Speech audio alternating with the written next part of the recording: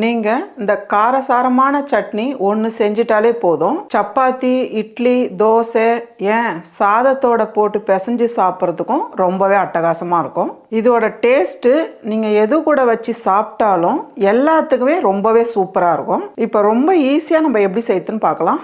இப்போ ஒரு மிக்ஸி ஜாரில் 150 கிராம் அளவுக்கு பூண்டு உரித்து வச்சுருக்கேன். இதை சேர்த்துடலாம்.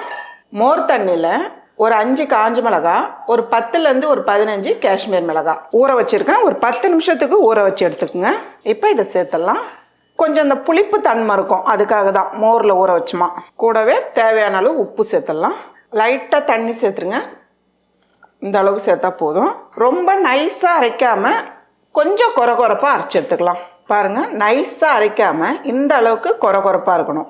இப்போ ஒரு பேன் வச்சுக்கலாமா. பேன் சூடானதும் ஒரு 4 டேபிள் ஸ்பூன் அளவுக்கு நல்லெண்ணெய் சேர்த்துக்கலாம். எண்ணெய் சூடானதும் 1 டீஸ்பூன் அளவுக்கு கடுகு உளுந்தம்பருப்பு சேர்த்துக்கலாம். கூடவே 1 டீஸ்பூன் அளவுக்கு ஜீரகம் சேர்த்துடலாம். பெருங்காயம் 1/4 டீஸ்பூன் அளவுக்கு சேர்த்துக்கலாம். இதெல்லாம் சேர்த்துட்டு நல்லா அப்படியே கலந்து விடுங்க. கடுகு நல்லா வெடிக்கட்டும். கடுகு வெடிச்சதும் நம்ம அரைச்சி வச்சுருக்க பூண்டு, காஞ்ச மிளகாய் பேஸ்ட் இதை சேர்த்துடலாம். சேர்த்துட்டு அப்படியே கலந்து விடுங்க.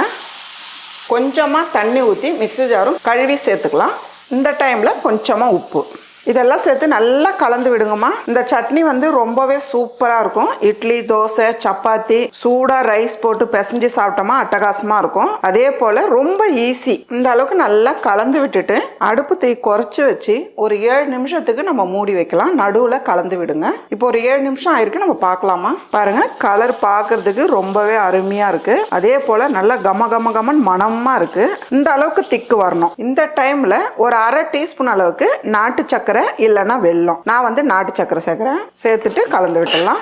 பொடியை நறுக்குன கொத்தமல்லி. அவ்வளோதாம்மா. நல்ல ஒரு அட்டகாசமான டேஸ்ட்டில் பூண்டு கார சட்னி ரெடி.